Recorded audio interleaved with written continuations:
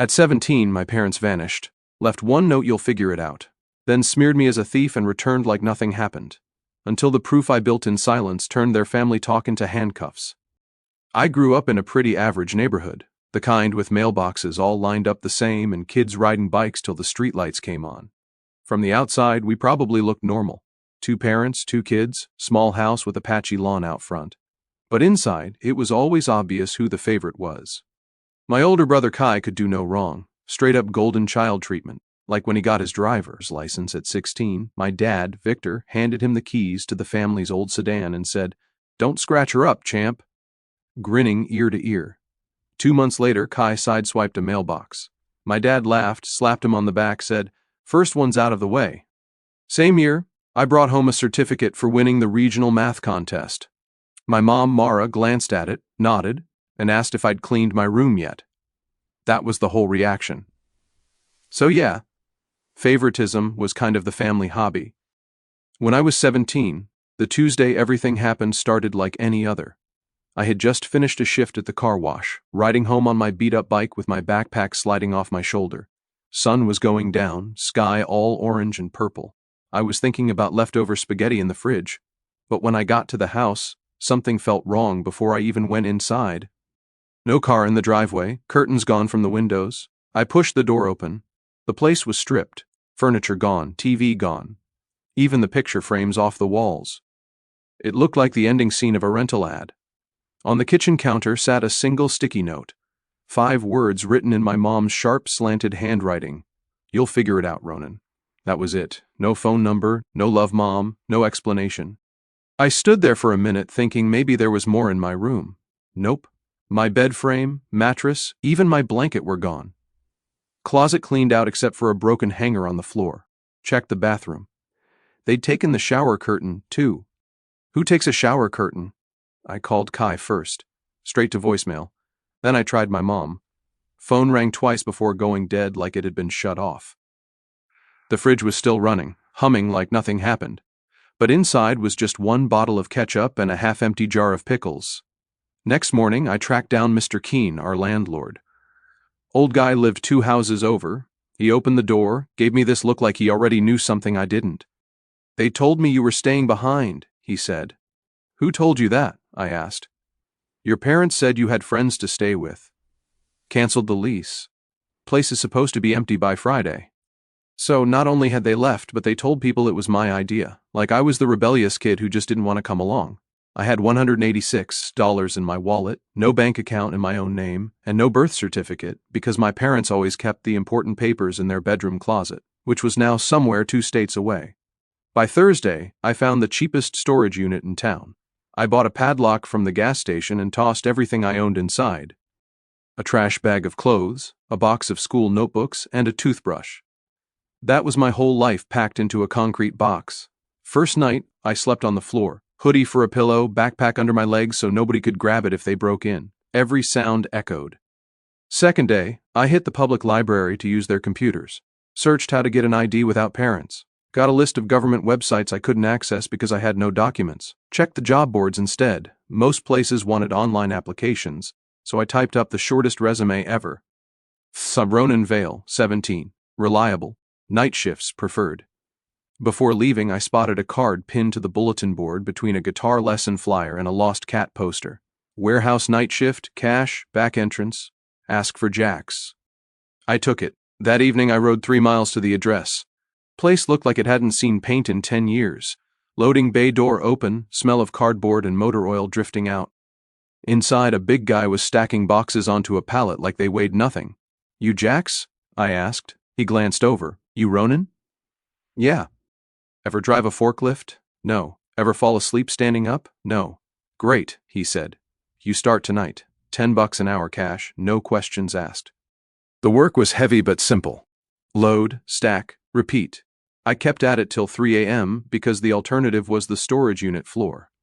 By Saturday, I had enough for a prepaid phone and a jar of peanut butter from the dollar store. Breakfast, lunch, and dinner. Problem solved. That night, I was pedaling back to the storage lot when I saw it. A car parked across the street. No lights, engine off. I stopped, watched. 5 minutes, 10. It didn't move. Neither did I. Finally, a car 2 blocks down came around the corner, and its headlights swept across the street. The parked car's engine coughed to life, and it rolled off slow like it had all the time in the world. I kept watching till it turned out of sight. Could have been nothing. Could have been somebody waiting for a friend, but my gut said otherwise. I unlocked my unit, slipped inside, and dropped the padlock in place. Sat on the floor, back against the wall, listening. Nothing but the buzzing light outside. After a while, I lay down on my hoodie and told myself I'd figure it out tomorrow. I always did. Next evening, I showed up early at the warehouse. Jax was tossing a pallet jack around like it owed him money. "You look like hell," he said. "Storage unit floor isn't exactly a sleep number bed," I said. He smirked. "Don't snore too loud tonight. Boss hates it." "Boss?" "Yeah, me," he said deadpan, then grinned. "Welcome to the team." That was Jax, sarcastic about 90% of the time. Serious the other 10. And you never knew which was which, until later. Work was steady. Boxes in, boxes out. Around midnight, he waved me over to a folding table near the loading bay door, pushed a plastic water bottle toward me. "So, you got family here?" he asked. "Not anymore." He didn't blink. "They bail or you run?" "They left," I said. He nodded like that explained everything. We worked till 3. My hands were blistered, back screaming, but cash was cash. Jax peeled off $610 from a wad in his pocket. "More nights, same pay," he said. "You in?" "Yeah." He pointed at my backpack. "Get yourself better shoes first. Floor chews people alive." That became my routine. I bought a pair of used work boots from a thrift store for $15. Made a world of difference. At the library, I hunted for ways to replace all the stuff my parents had taken: birth certificate, social security card, everything. Most sites wanted mailing addresses. I had none. I found a forum where someone said you could order a replacement birth certificate if you mailed in an affidavit and a copy of your school records. I biked to the high school, asked the secretary for a transcript. She gave me a look like I was trouble but printed it anyway. Progress, one paper at a time. By the second week, Jax had me running the forklift. "Don't impale anything important," he said, tossing me the keys. I didn't. On money, I set up a Gmail account at the library so job apps didn't have to list storage unit 14 billions as my home address. One afternoon, I found a used Dell laptop for $40. Battery half dead, screen hinge loose, but it booted. I downloaded a bunch of free PDFs about budgeting, basic coding, networking. Every night after work, I read till I fell asleep sitting up. By then, I'd saved enough to stop eating peanut butter 3 meals a day. Dollar menu burgers felt like fine dining. One night, Jax asked if I ever planned on college. "Not sure yet," I said. "Right now, goal is to have an actual bed again." He nodded. "One thing at a time, Vale." Things started looking less impossible. I wasn't comfortable, but I wasn't drowning either. Then came Friday. I biked to the library after my shift, sweaty and running on 3 hours of sleep just to check email. Buried between spam about car insurance and a coupon from the burger place was a subject line that froze me. Bank notice, joint account activity. I clicked it. The email said my name was still on a joint savings account opened when I was 14. My parents had set it up for college. I hadn't thought about it in years. The balance showed $42.17. Transaction history showed a withdrawal for nearly $3,000 the week after they left. I stared at the screen, jaw tight. My name on the account, money gone, and I knew exactly how that would play when they told the story later. Ronan the runaway, Ronan the thief. It was classic Victor and Mara. Mess you up, then blame you for bleeding.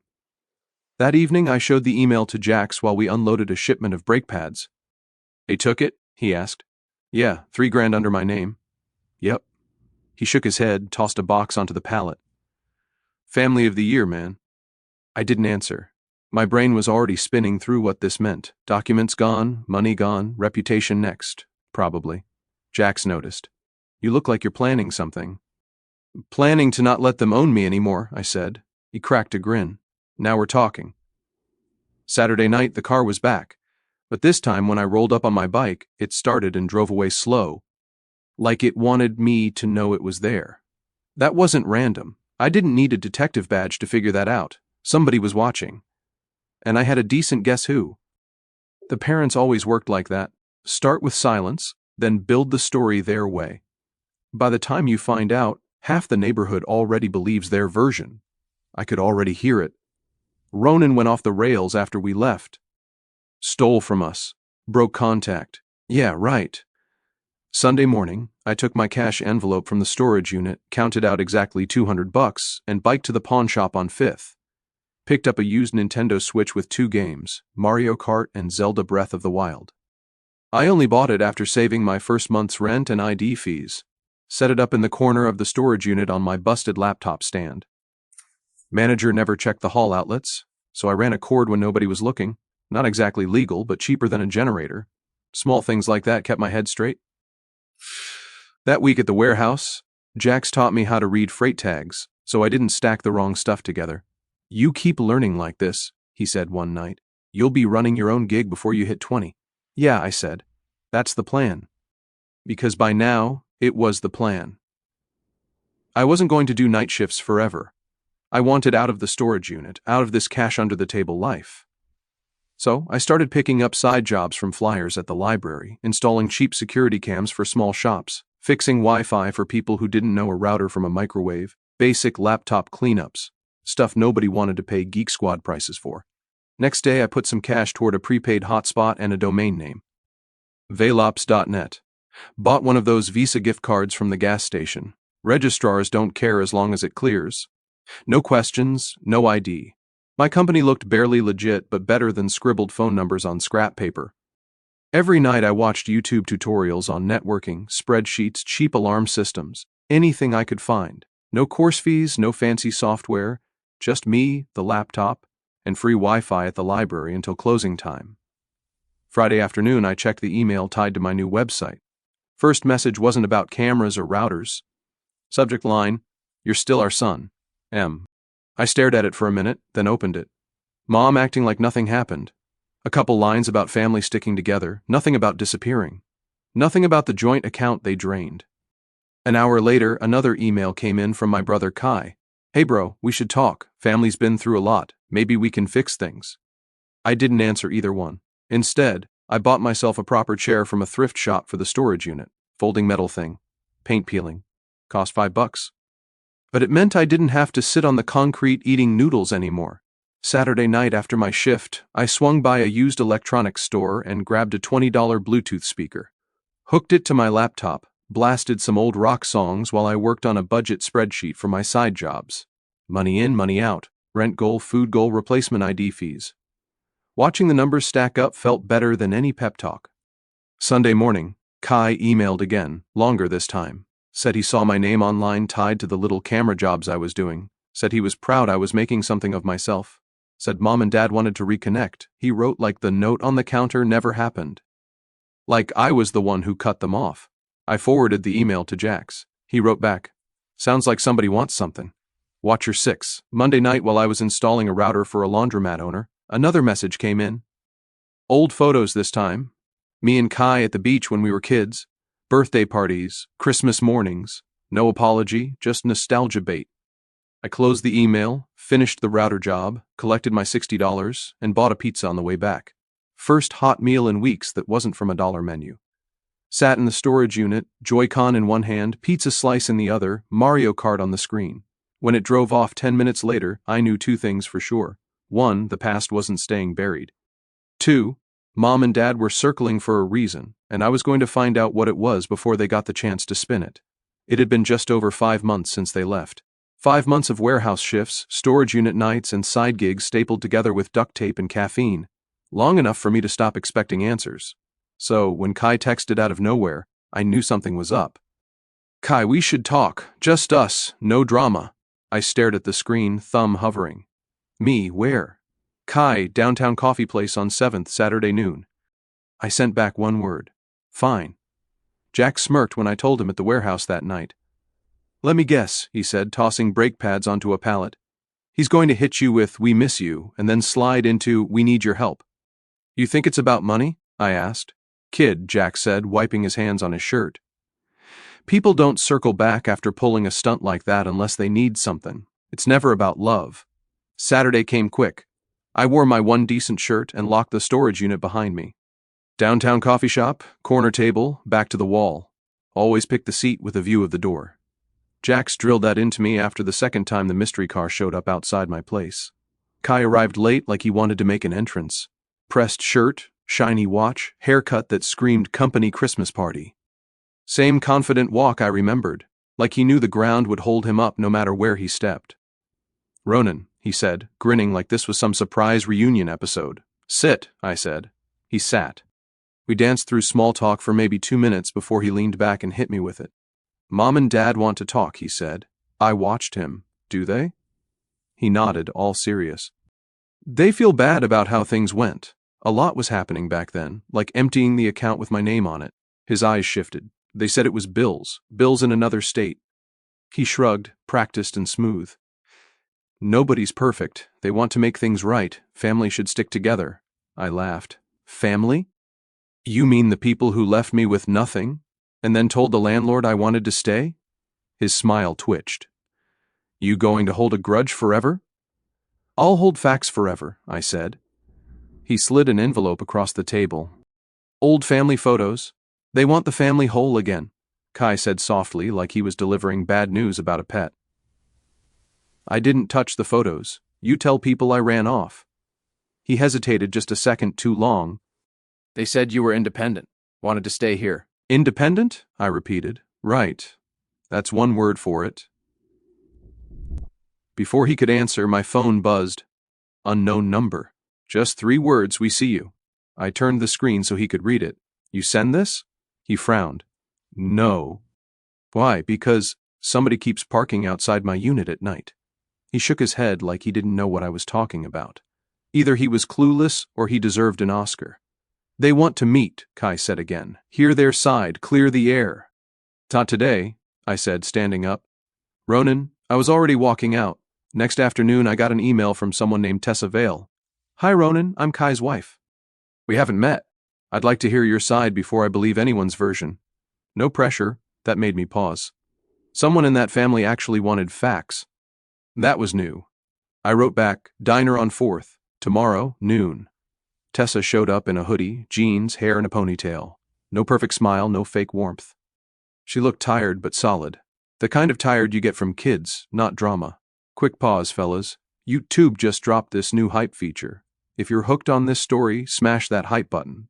It tells YouTube this video deserves to blow up, and it keeps even crazier stories coming your way. Thanks so much for your support. All right, back to the drama. "Thanks for coming," she said. "Not sure what you've heard," I said. "But my version doesn't involve happy music and hugs." She nodded. "Kai said you were angry. Your parents said you distanced yourself." I wanted to hear it straight, so I told her. Short version, the note, the bank account, the landlord, the car watching my unit at night. She listened, eyes sharp. "Yeah," she said finally. "Your mom posts on Facebook like you ran off and broke her heart. Says they spent months trying to find you." I laughed. "Couldn't help it." "Sure," I said, looking real hard from 2 states away with 0 calls. Tessa tapped the table. "Do you want contact with them?" "Not on their terms," I said. She studied me, then wrote her number on a napkin. "If anything weird happens, call me. I've got 2 kids in that house. I like knowing the truth." That night, I biked back to the unit. Jax was waiting, leaning against the door, chewing sunflower seeds like he had all night. "So," he said, "they want a family reunion," I told him. He snorted. "Yeah, I bet they do." I flipped through the photos Kai gave me. All smiles, Christmas trees, birthday cakes, cropped perfect so nobody could see the cracks just outside the frame. Behind the last photo was a note in my dad's handwriting. "We can fix this. Come home." Jax read it over my shoulder. "Funny word, home," he said, spitting a shell. "Usually requires you not abandoning people first." That night, the car followed me for 7 blocks before peeling off. This wasn't about family anymore. This was about control. And if they wanted a war, fine. I wasn't 17 with a backpack and peanut butter sandwiches anymore. I had work, cash, gear, and one very sarcastic warehouse buddy who didn't scare easy. First thing I did was upgrade my unit. Not the size. Still couldn't afford that, but the defenses. Picked up a 4-camera kit off Craigslist for $80. Spent the night mounting them to the corners with brackets stolen from a busted shelf behind the laundromat. Jax helped run the wires. "You expecting ninjas?" he asked, holding the ladder steady. "Expecting family," I said. "Same thing," he muttered. By midnight we had a live feed running to my laptop. set view, door view, alley view, and one inside pointed at the unit itself. I labeled the windows east, west, alley, inside, like a low-budget command center. Next day, Tessa called. "Did Kai tell you about the Facebook posts?" she asked right away. "Yeah, the ones where I apparently ran away crying into the sunset." "He left out the part where your parents claim you stole from them," she said flatly. "Whole church group believes it." I felt my jaw lock. "They empty my account, then tell people I robbed them." "Pretty much," she said. I told Kai it didn't add up. He said to stay out of it. "Smart man," I said. You got copies of those posts? She did, screenshotted everything, and emailed them to me that night. There it was in black and white. My mom asking for prayers to find our troubled son. My dad talking about money taken before he disappeared. All posted weeks after they left me standing in an empty house with a sticky note. Jax read over my shoulder.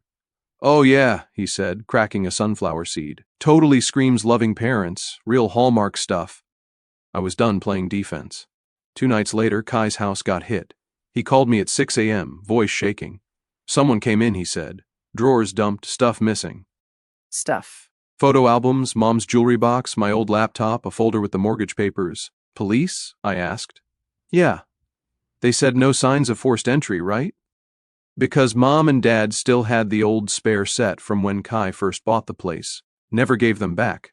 Of course there weren't. Mom and dad still had keys.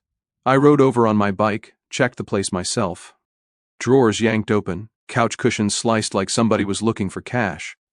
But what hit me hardest was Kai standing there in his perfect polo shirt, finally looking like maybe the golden boy wasn't so shiny after all. Tessa was in the kitchen, arms crossed tight. "They're escalating," she said quietly. I told Kai this would happen. "Where are the kids?" I asked. "At my mom's." "Good," I said.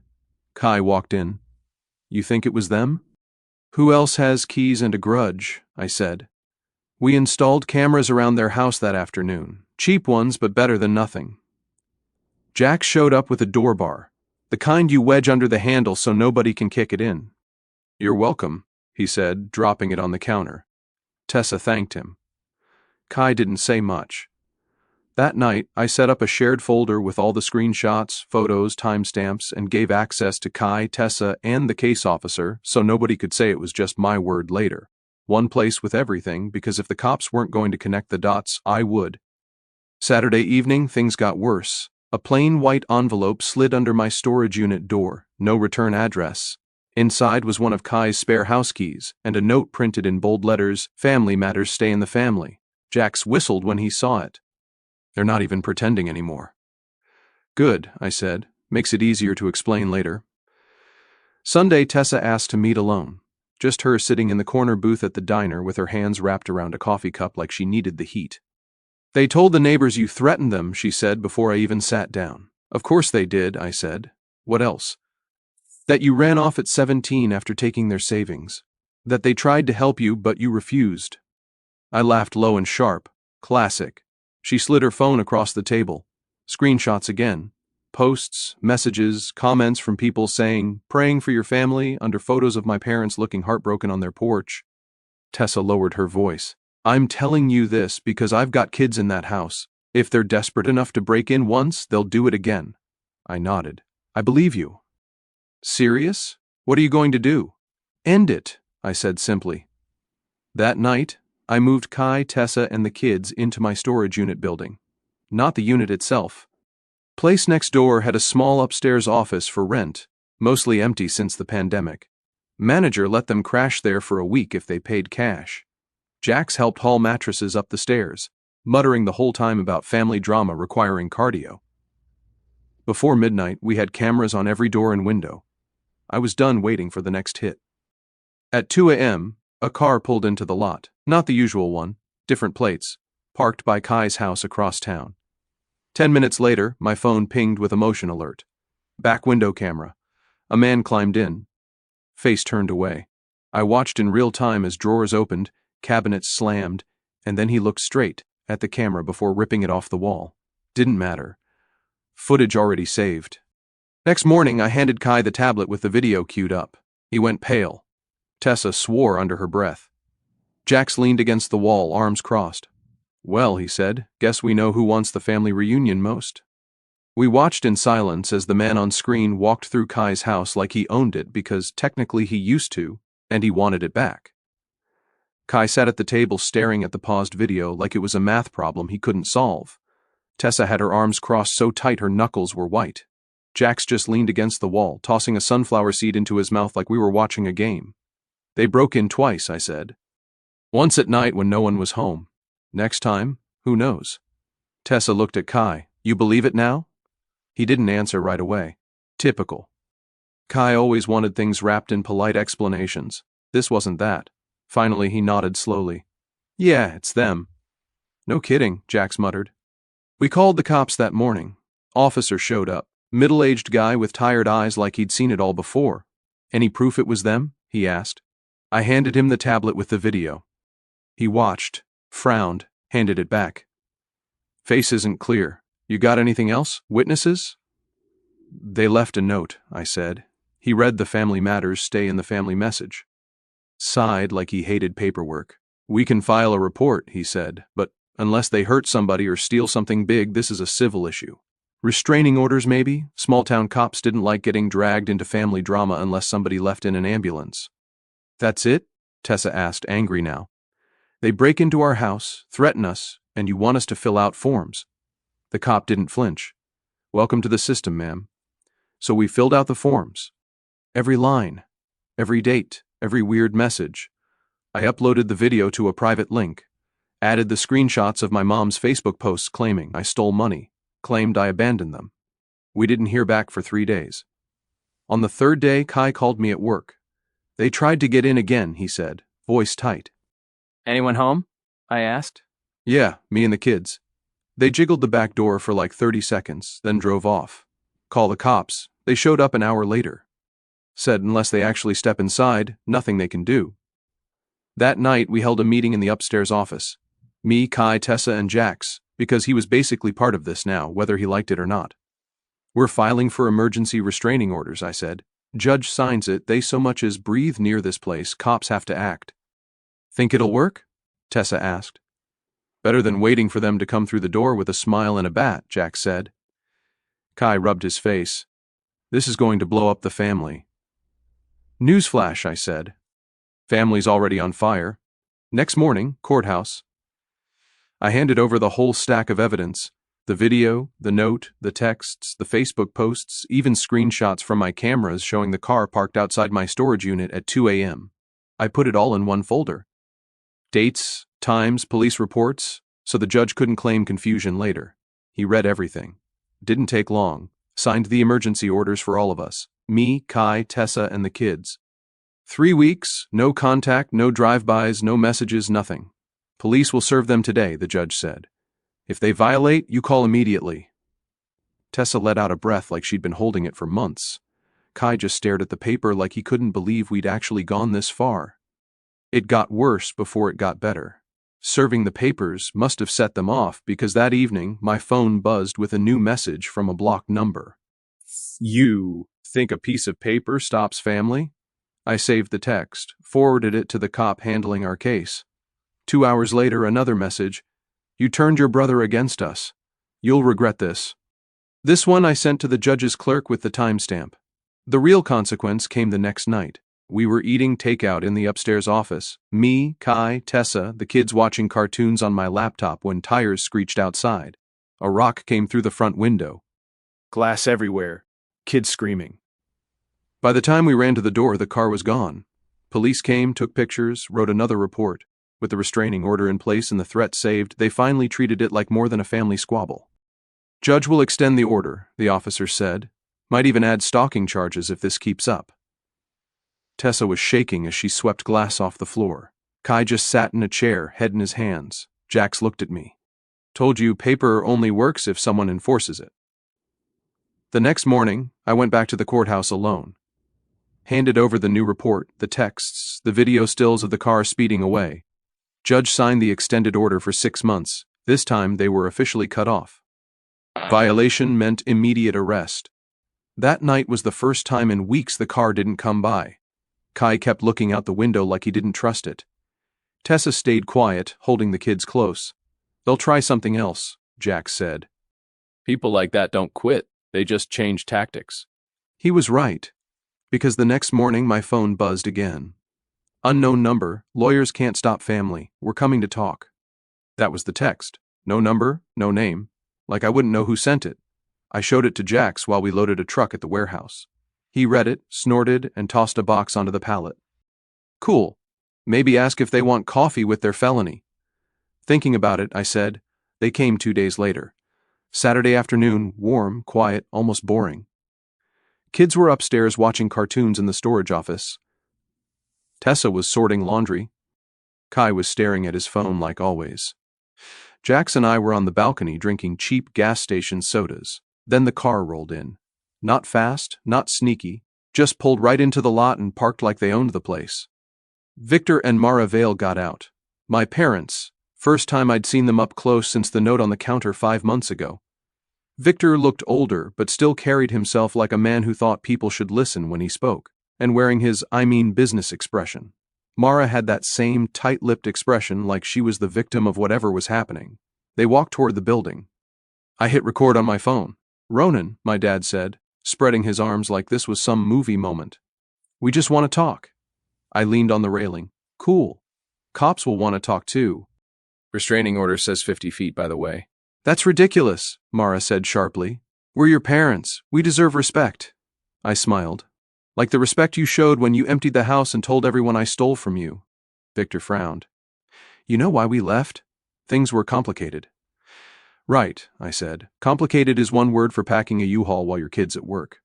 Kai came out behind me, arms crossed. You broke into my house, he said flatly. Victor waved that off like it was nothing. We needed to get some things. Yeah, I said. Like my birth certificate, my social security card, my laptop. Real urgent, right? Mara's eyes flashed. We took what belonged to us. I laughed. Couldn't help it. That's funny. You mean the bank account? In my name you drained? The neighbors you told I ran off. The cops you made waste paperwork on your little rock-throwing hobby. We are your family, Victor snapped. Family takes care of each other. Cool, I said. Where was that energy when I was sleeping on a concrete floor eating peanut butter for dinner? They didn't like that. Victor's jaw tightened. You've turned your brother against us. We saw those court papers. Do you have any idea how embarrassing this is for us? I tilted my head. Embarrassing that the neighbors might find out you left a 17-year-old with nothing but a sticky note, or that Facebook might delete your little missing son posts when they see the police reports? Mara pointed a finger at me. We made mistakes, but you're blowing this out of proportion. We wanted space. We thought you'd figure things out. Oh, I did, I said. Figured out how to hold two jobs, buy my own gear, and pay for cameras to catch you breaking the law. Real character building stuff. Thanks for the life lessons. Jax cracked open his soda loud in the silence. Pretty sure this conversation is over, he said casually. Cops should be here any minute. Victor took a step forward. We're not leaving until you hear us out. Wrong again, I said, holding up my phone so they could see the red recording dot. You're leaving when the squad car gets here. And you're going to smile for the camera because this video is going straight to the judge who signed that restraining order. Mara's voice went shrill. We are your parents. We gave you life. I leaned on the railing calm. Yeah. And then you tried to wreck it, so now we're even. She actually gasped like I'd slapped her. Victor shook his head in disbelief. You're really doing this to your own family? I counted on my fingers.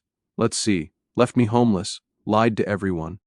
Broke into Kai's house. Threw a rock through a window with kids inside. Yeah, I'm really doing this. That's when the police car rolled in. Officer stepped out. Same guy from before. He looked at me, then at them. You two know there's a restraining order, right? We're just talking, Mara snapped.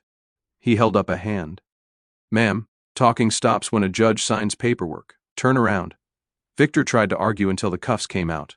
Then he got real quiet.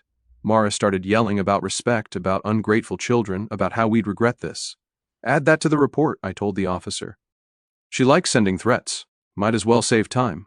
Kids watched from the upstairs window as the car pulled away with Victor and Mara inside. Tessa stood behind them, hand on their shoulders, saying nothing. Kai sat down on the balcony like somebody let the air out of him. Jax tossed another sunflower seed into his mouth. Well, he said, that was fun. I put my phone down. They'll be out in a day, maybe less. But next time they even text, it's straight to the judge.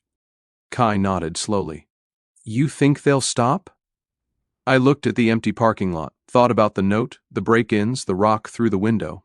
Yeah, I said finally, because for the first time, it's not just our word against theirs. It's proof, and people like them only play tough when they can rewrite the story. 2 weeks later, the restraining order got extended to a full year. The judge cited the video, the texts, the threats, the break-ins, called it a pattern of harassment. Victor and Mara didn't show up to fight it. Guess even they knew when the game was over.